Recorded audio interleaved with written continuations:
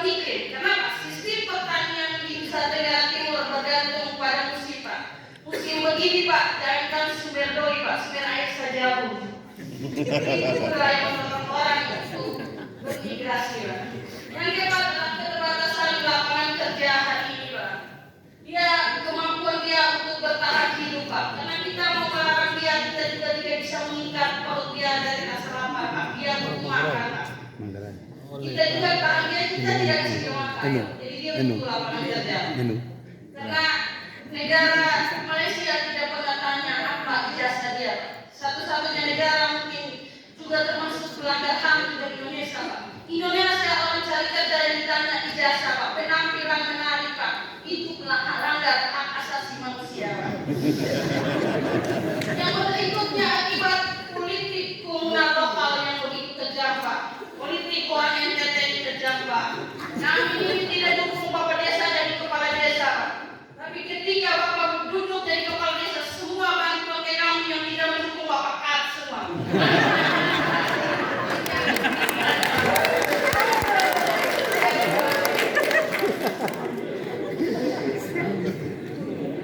Jadi politik NTT kejam, Pak. Yang berikutnya adalah tuntutan adat istiadat yang begitu tinggi, Pak. Jadi kebutuhan orang yang bukan sekedar makan minum, Pak, tapi kebutuhan adat istiadat. Urusan pendidikan di belakang, Pak, tapi urusan adat istiadat selalu terdepan. Bukan hanya yang mahal, Pak, tapi adat istiadat terdepan. Itulah gambaran migrasi yang akhirnya warga Nusa Tenggara Timur memilih keluar dari NTT, Pak. Itu latar belakangnya NTT. Yang berikutnya gambaran penempatan, Pak. Orang NTT lebih banyak bermigrasi ke Malaysia, Pak. Hari ini kurang lebih dari data Januari sampai hari ini kurang lebih 1.921 orang, Pak. Tapi didominasi kami perempuan, Pak. Hari ini kami di Nusa Tenggara Timur bukan hanya dari tulang rusuk, Pak. Kami adalah tulang punggung.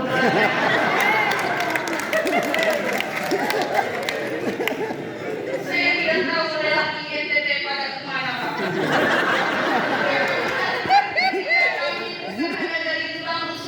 Kami adalah pencari nafkah di dalam keluarga. Ketika NTT ditetapkan menjadi provinsi darurat stunting, Pak, salah satu penyumbang stunting NTT adalah pekerja migran kita. Kenapa? Pekerja migran kita 80% adalah ibu-ibu yang rela tinggalkan anaknya diasuh oleh opa omanya demi menjadi pahlawan buat keluarga tercintanya. Itu gambaran penempatan hari ini di Nusa Tenggara Timur. Ketika kami sebagai istri hanya bisa menjadi seputar kami hanya dapur, sumur dan kasur. Ketika kami tidak ada waktu,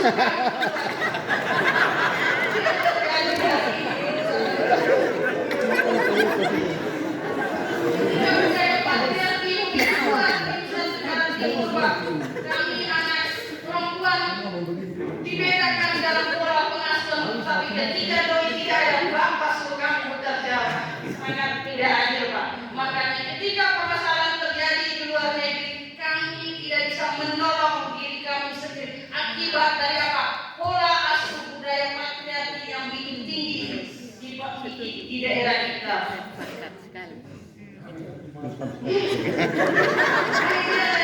Pak, ketika ada orang yang memberikan kami kenyamanan baru, Pak.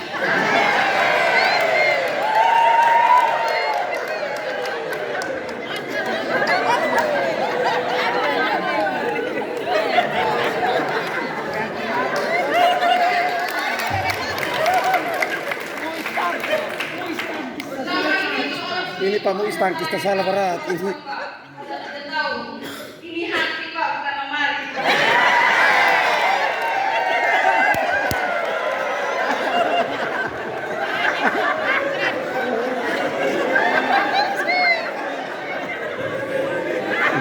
Ini pekerja saya butuh hiburan ini. Pas ini. Di Merdeka Selatan ini salah satu kantong penyumbang pekerja migran kita, Pak. Negara penempatan kita memang lebih banyak Malaysia. Sektor pekerjaan itu lebih banyak informal, Pak. Dengan pendidikan yang paling banyak adalah sekolah dasar, Pak. Karena menjadi pembantu di Malaysia tidak butuh sarjana, Pak. Karena bagi dia sangat luar biasa ketika pembantu di NTT dihargai 1 juta atau bahkan tidak sampai 1 juta, Pak. Hari ini gaji di Malaysia itu 5 sampai 6 juta bahkan 7 juta, Pak. Bagi dia luar biasa dengan keterbatasan pendidikan yang dia punya dengan gaji yang dia dapat, Pak. Tapi ketika saya berbicara penempatan Bapak adalah tamu di rumah Bapak sendiri, Bapak tidak pernah keluar melihat ini sebagai potensi, Pak. Sebenarnya pekerja migran itu bisa Bapak ubah menjadi PAD-nya Bapak. Kenapa? Bapak punya masalah harga. Harga di sana itu hitungannya per kepala.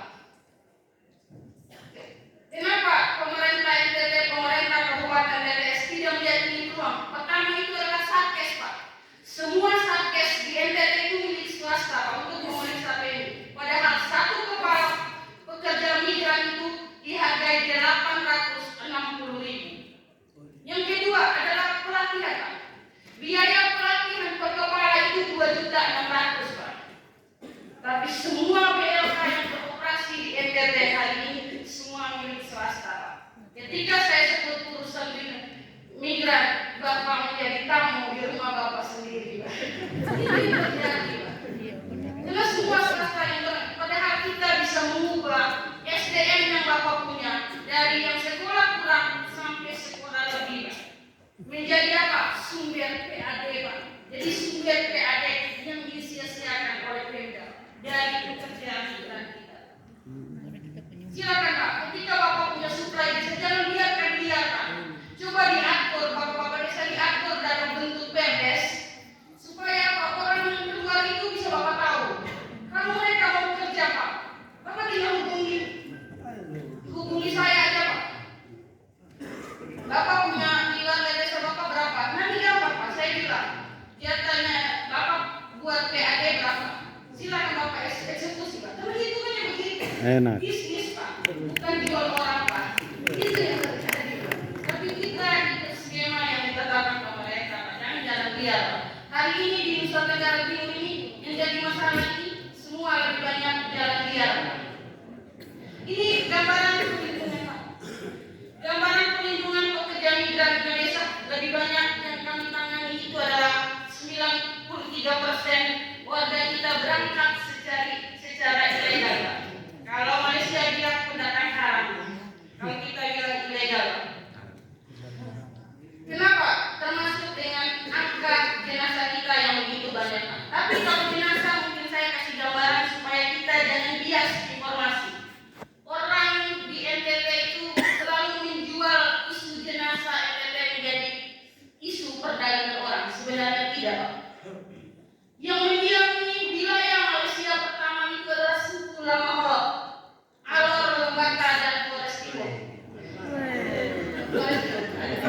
Keyakinan suku Lamaholo yang menyatakan bahwa jenazah ini tidak meninggal, dia hanya terpisahkan alam dengan keluarganya, dia harus kembali ke tanah leluhurnya untuk menjadi malaikat pendoa buat keluarganya. Itu jadi keyakinan mereka, karena mereka tua adat di Malaysia.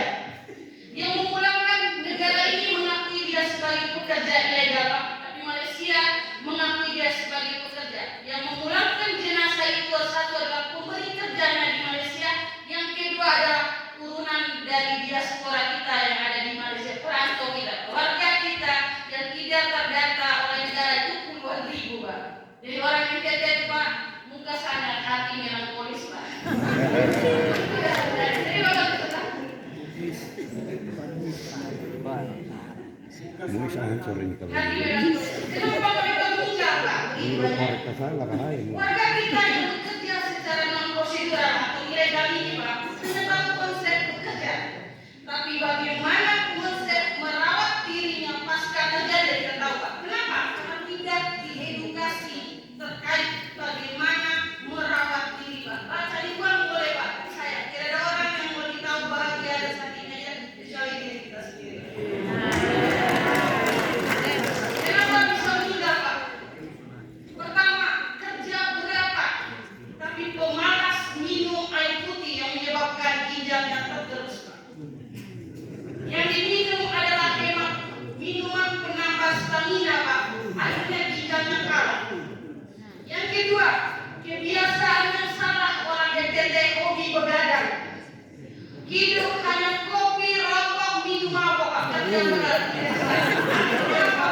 TBC, Pak, jantung, stroke, itu penyakit berikutnya. Yang kedua, yang berikutnya itu adalah senang pakai amoeba. Amoeba. Kalau yang X pasti tahu. Amoeba itu PSK, sering gonta-ganti pasangan. Kalau saya tanya, kenapa bisa begitu? Habis hilang amoeba datang dengan sibuk, mama tua seseorang serawat badan. Pandor. Oke. Pandor. Banyak sekali ketika di Timur ini banyak penyakit Malaysia. Saya pertama kira penyakit Malaysia apa? Ternyata itu adalah HIV/AIDS. Kenapa? Karena mereka di sana sering gonta-ganti amoeba. Kalau kita bilang PSK, Bapak kira Pak, lihat amoeba celana ubah kali satu. Memang kuat harus virus.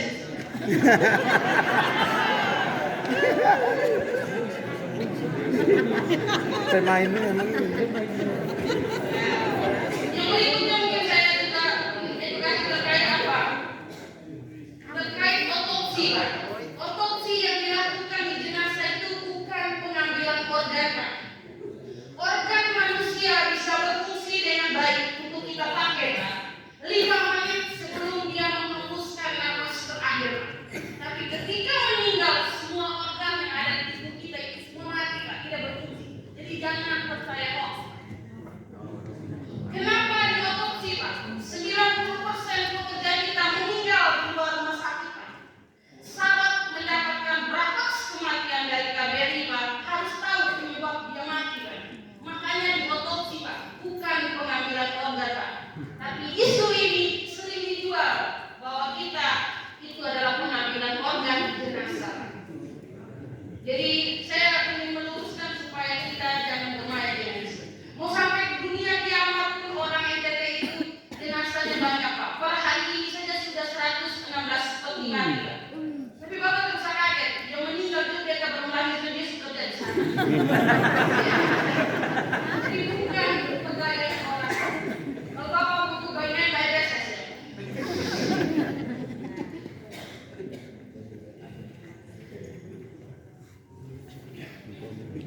Penempatan pekerja migran.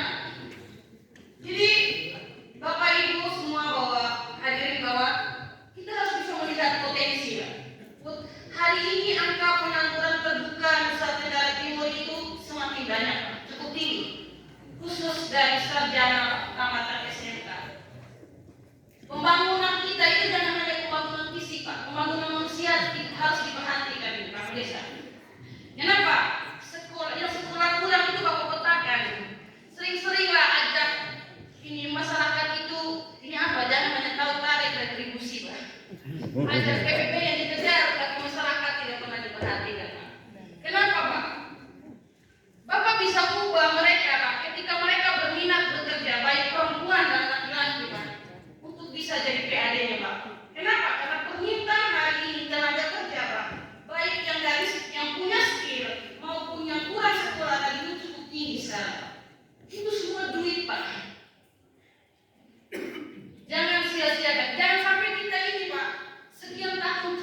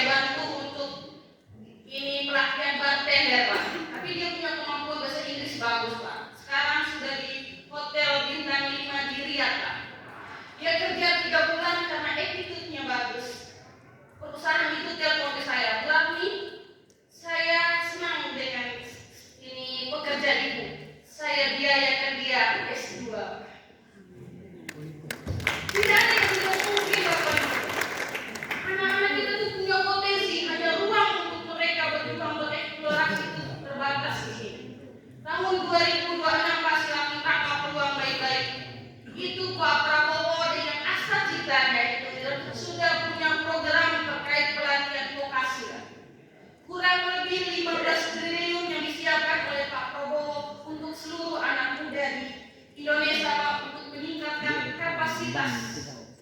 Tahun ini saya dapat kurang lebih yang 1 miliar, saya kolaborasi dengan Politeknik PPU Pak untuk pelatihan hospitality dengan SMK Petani sendiri. Kalau anak-anak bapak yang sekarang di setara pelatihan itu semua dibiayai gratis.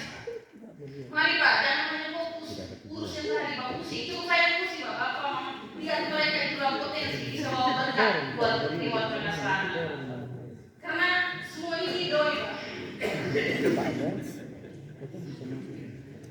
Skema penempatan kita ada program G2G dari pemerintah bisa Bapak pakai. Setiap tahun kami punya program Pak, baik untuk penempatan Jerman Pak, penempatan ke Jepang, penempatan ke Korea. Itu kalau untuk G2G ada G2P, ada P2P. Yang paling banyak di Nusa Tenggara Timur itu lewat perusahaan Pak. Kenapa? Karena Bapak ketika mau menjadi penjolok sawit di Malaysia dan pekerja rumah tangga tidak bisa Bapak jalan mandiri Pak. Kenapa? Karena tidak punya kompetensi Pak. Jadi skemanya harus melalui perusahaan Pak. Makanya banyak perusahaan ada di seluruh NTT termasuk TTS Pak. Jangan sampai Bapak punya warga dimanfaatkan liar oleh PL nakal Pak. Itu yang terjadi selama ini. Jangan Pak, kalau kita tidak atur Pak, aturlah perdes Pak terkait bagaimana bisa mengatur Pak. Saya harus akui orang plot Adonara Pak. Jalan di Adonara Pak, sepakat ya, itu tidak dibangun dari dana desa. Itu dibangun dari bantuan diasporanya dia yang ada di luar negeri Pak, termasuk Malaysia. Saya tanya bagaimana, di mereka itu punya perjanjian Pak, di desa itu setiap orang yang keluar dari desa harus punya kontribusi untuk membangun desanya. Silakan Pak. Bapak punya warga, Bapak punya, kita bisa kolaborasi untuk hal itu Pak. Saya juga anak IPT, kita punya tanggung jawab